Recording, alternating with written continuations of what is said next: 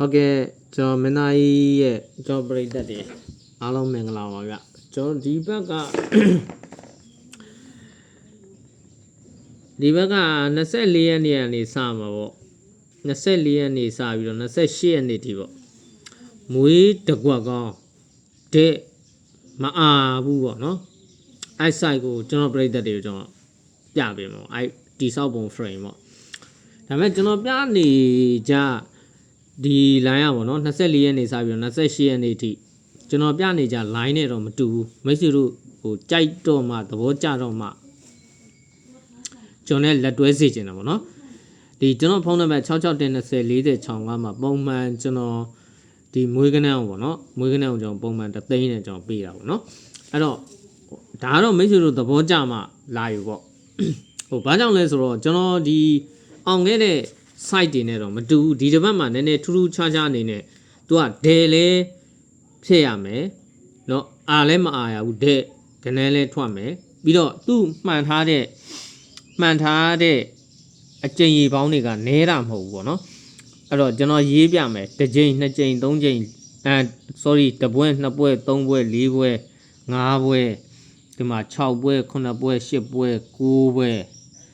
10ပွဲ17 12 13 14 15 16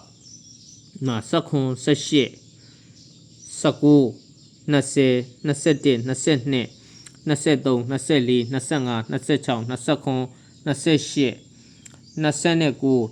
28 29 30 31 32 33 34 35ဝယ်တီတီရှိတယ်ကျွန်တော်မှန်ထားတာ35ဝယ်တီတီရှိတယ်အဲ့တော့ဟိုမှန်ထားတဲ့အကျဉ်းရေပေါင်းကတော့များပြီပြီးတော့အဲ့ထဲမှာကျွန်တော်ကပြန်ချုပ်ထားတာ6ပွဲနဲ့ပြန်ချုပ်ထားတာကသူကတကွက်ကောင်းထွက်တယ်ဒဲမအားရဘူးဆိုတဲ့ကဏ္ဍပေါ့နော်အဲ့ဒါကျွန်တော်ဟိုမတူဘူးဆိုတာကိုကျွန်တော်ပြိတ္တတွေကိုကျွန်တော်ပြပေးကျွန်တော်အရင်ရှာနေပုံကဗျာကြံခဲ့တဲ့ပွဲတွေတုန်းကကျွန်တော်ရှာနေပုံကဒီ305ဇောင်းထိုးတယ်ဇောင်းထိုးပြီးတော့သူ့ရဲ့မနက်ပိုင်းမှာ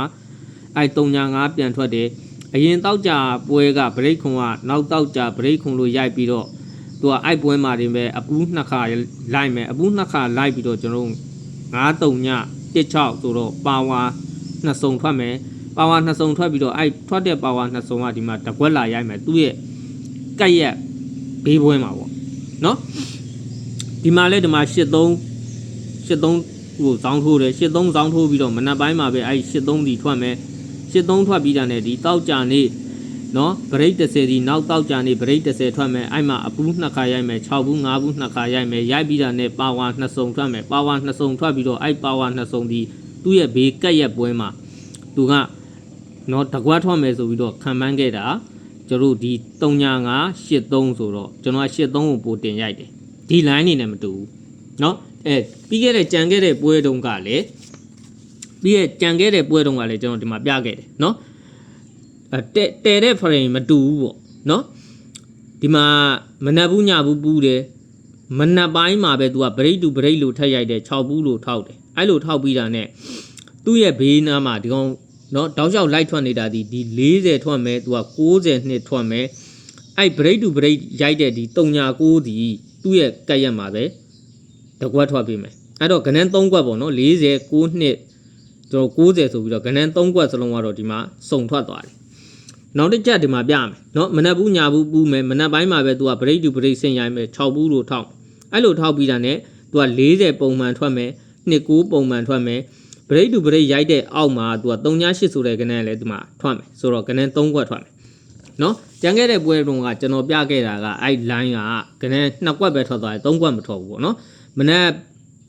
က်ဘူးညဘူးလို့ပူးမယ်မနက်ပိုင်းမှာပဲသူကဗရိတ်တူဗရိတ်ဆင်မယ်6ဘူးလို့ထောက်မယ်အဲ့လိုထောက်ပြီးရတယ်သူ့ရဲ့ကက်ရဲ့ဘေးပွဲကသူက40လို့ပုံမှန်ထွက်မယ်62လို့ထွက်မယ်သူဗရိတ်တူဗရိတ်လို့ရိုက်တဲ့အောက်မှာဒီ303ဆိုတဲ့ကဏ္ဍလဲဒီမှာထွက်ကမယ်ဆိုတော့303ကတော့ထွက်မသွားဘူးဒီ40တို့62တို့အောင်ခဲ့တယ်ဒီ site တွေနဲ့မတူဘူးเนาะမိတ်ဆွေတို့သဘောကျမှာတော့ထိုးဟုတ်ပြီလားเนาะဒီ site တွေနဲ့မတူအဲ့တော့ဒီ site နဲ့မတူတော့ဘယ်လိုပုံစံမျိုးလဲဆိုတော့တဲ့ဒီမှာကျွန်တော်ပြပေးမယ်เนาะဒါတော့ကျွန်တော် live စစ်ပြီးသွားပြီ35ပွဲကိုเนาะ35ပွဲသလုံးမှန်နေတဲ့ site အဲ့35ပွဲကိုကျွန်တော်ကြည့်လိုက်တဲ့အခါမှာအကွက်တော့ကနန်းအကွက်နည်းနည်းများတယ်ပြီးတော့ကျွန်တော်ပြန်ချုပ်ထားတယ်6ပွဲပြန်ချုပ်ထားတယ် နော်6ပွဲပြန်ချုပ်ထားတာဘ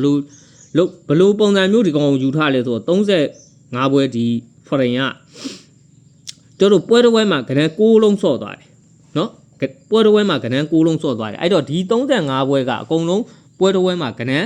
6လုံးကြီးပဲဆော့တယ်အဲ့6လုံးဆော့ပြီးတာနဲ့သူ့ရဲ့အောက်ပွဲမှာလိုက်ရမယ့် formula အရာပေါ့နော်သူ့ရဲ့အောက်ပွဲမှာလိုက်ရမယ့် formula အရာတော့ကနန်းအကွက်များတယ်အဲ့တော့အကွက်နဲ့အောင်ကျွန်တော်ကဘလို့ပြန်ချုပ်ထားလဲဆိုတော့ဒီမှာကြည့်ပြနော်ဒီ35ပွဲသလုံးအကုန်လုံးကျွန်တော်စစ်ကြည့်လိုက်တဲ့အခါမှာဒီမှာခွန်လေးတွေ့လာမသိဘူးနော်ဒီပွဲမှာကျွန်တော်တို့ကနန်း6လုံးတော့ဆော့တယ်ခွန်တစ်လုံးပျောက်သွားတယ်ဒါတပွဲမှတ်ထားနော်ဒီမှာကျတော့ကနန်း6လုံးဆော့တယ်ဒီမှာခွန်တစ်လုံးပျောက်သွားတယ်နော်ဒီမှာကနန်း6လုံးဆော့သွားတယ်ကျွန်တော်တို့ကြံခဲ့တဲ့ပွဲကကစားသွားတဲ့ပွဲကကနန်း6လုံးဆော့သွားတယ်ခွန်တစ်လုံးပျောက်သွားတယ်ဟုတ်ပြီဒီမှာကနန်း6လုံးဆော့သွားတယ်ခွန်တစ်လုံးပျောက်တယ်ဒီမှာကနန်း6လုံးဆော့တယ်ခွန်တစ်လုံးပျောက်သွားတယ်ဒီမှာကနန်း6လုံးဆော့တယ်ခွန်တစ်လုံးပျောက်သွားတယ်အောက်နော်ခွန်တစ်လုံးပျောက်သွားတဲ့အောက်မှာ तू ကလိုက်ရမယ်ကနန်းဒီမှာခွန်တစ်လုံးပျောက်သွားတဲ့ပွဲကသူ့ရဲ့အောက်ပွဲမှာလိုက်ရမယ်ကနန်းဒီမှာခွန်တစ်လုံးပျောက်သွားတယ်သူ့ရဲ့အောက်ပွဲမှာလိုက်ရမယ်ကနန်းခွန်တစ်လုံးပျောက်သွားတယ်သူ့ရဲ့အောက်ပွဲမှာလိုက်ရမယ်ကနန်းဒီမှာခွန်တစ်လုံးပျောက်သွားတယ်သူ့ရဲ့အောက်ပွဲမှာလိုက်ရမယ်ကနန်းဒီမှာကနန်း6လုံးတော့ဆော့တယ်ခွန်တစ်လုံးပျောက်သွားတယ်သူ့ရဲ့အောက်ပွဲမှာလိုက်ရမယ်ကနန်းဆိုပြီးတော့ကျွန်တော်ကတဲ့ပေါ့နော်တဲ့လုံးဝမအားရဘူးပေါ့ဒါပေမဲ့တခုတော့ရှိရကျွန်တော်ပြိတ္တတွေကျွန်တော်မတင်ကားတဲ့ကနန်းဆိုရင်တော့ကျွန်တော်အရန်လေးတော့ထည့်ပေးမယ်ဒီ frame နဲ့ဒီ size နဲ့ကြိုက်ရင်နော်ကျွန်တော်ဒီဖုန်းလဲဓာတ်ရိုက်ဆက်လို့ရတယ်ပြီးတော့ကျွန်တော် Viber လဲသုံးတယ်ပေါ့နော် Viber မှာလဲလာပြီးတော့ကနန်းလိုချင်လို့ပါလို့ပြောပေးပါကျွန်တော်ပေါက်ပေးတော့မပေးဘူးဗျနော်ပေါက်ပေးလုံးဝမပေးပါဘူးပညာကိုလေးစားတဲ့တန်ဖိုးထားတယ်ဆိုရင်တော့ကျွန်တော်ပြိတ္တတွေနော်ကနန်းကအယောစားရှိတဲ့အာမခံနဲ့ကျွန်တော်ပေးတာပါကဲကျွန်တော်ပြိတ္တတွေကအမြဲတမ်းလက်တွဲနေတဲ့ပြိတ္တတွေကတော့သိတယ်နော်အစ်စ်ဆိုရင်တော့ဒါမသိဘူးပေါ့နော်တသိန်းဆိုတော့များတယ်လို့ထင်လိုက်မယ်ဒါပေမဲ့မများဘူးကျွန်တော်ပြိတ္တတွေကိုကျွန်တော်ဒီမှာအကောင်းဆုံးလုပ်ပေးထားတယ်35ပွဲထိမှန်နိုင်အောင်နော်မှန်အောင်ကြည့်နိုင်တဲ့စကေးရတော့ခင်ဗျမပေါ်ဘူ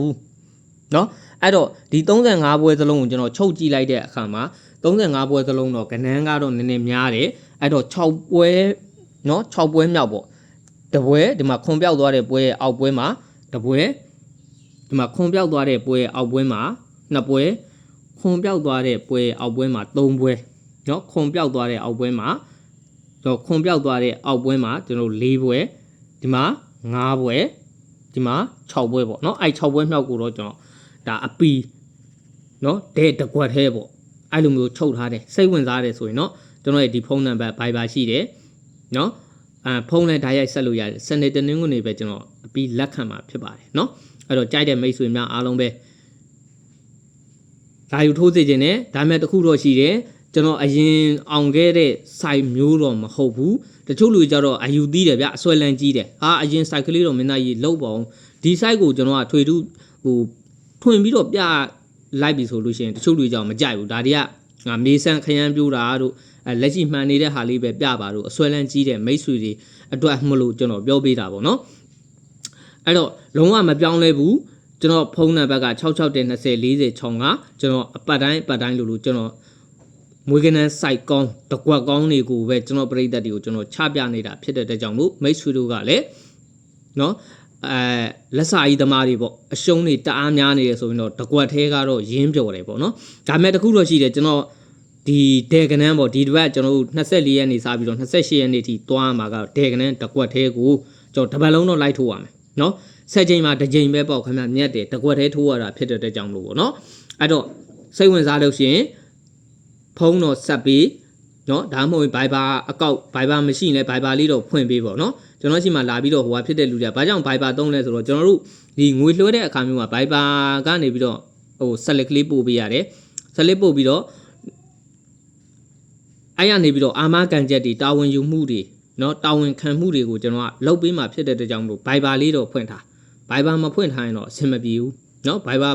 မဖွင့်တဲ့သူတွေကတော့ကျွန်တော်ကနန်းဟိုမပေးဘူးပေါ့နော်အဲ့တော့ Viber လေးသုံးတယ်ဆိုလို့ရှိရင်တော့ပို့ပြီးတော့အဆင်ပြေတာပေါ့ကဲအားလုံးပဲအဆင်ပြေကြပါစေဗျနော်အမေပွဲကျွန်တော်တို့ကနန်းထပ်အောင်ပါပြီးခဲ့တဲ့ပွဲတုန်းကလည်းဗျဒီမှာ40တို့62တို့အောင်ထားတယ်ဒါတဲတွေကြီးပဲအောင်ထားတာနော်40ရတဲ့နော်62ကတော့အာဘက်ပေါ့နော်62ကတော့ဒါ ပေါ့ဗျာကနန်း3ကွက်ကနေပြီးတော့တစ်ကွက်ထွက်တယ်ဆိုတော့တောပေါ့ဗျာနော်10ချိန်မှာကျွန်တော်2ချိန်ပေါက်သွားပြီဆိုတော့အကွက်နည်းနည်းလေးနဲ့ပေါက်တာဆိုတော့နော်မိုက်ပါတယ်ကဲအဲ့တော့24ရက်နေစပြီးတော့28ရက်နေ့ထိမွေးတကွက်ကောင်းတဲ့လိုက်ချင်တဲ့မိတ်ဆွေများကျွန်တော်ဖုန်းနံပါတ်ကိုတော့အဓိကမှတ်ထားပါပေါ့ကဲအားလုံးပဲအဆင်ပြေကြပါစေဗျာနော်လာမယ်ပွဲ